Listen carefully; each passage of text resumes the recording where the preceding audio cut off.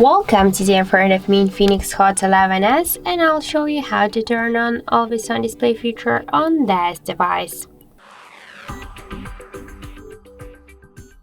So unfortunately we have no installed by default Always On Display feature. That's why we should get the application from the Play Store, and now we should open the Play Store, and here in the search bar we should enter Muviz Edge.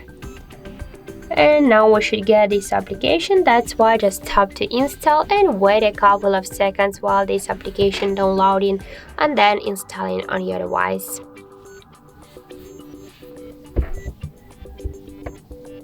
After that, just tap here to open this app, click Draw Over Apps, and then just find here Muviz Edge app and tap once on the switcher to activate it.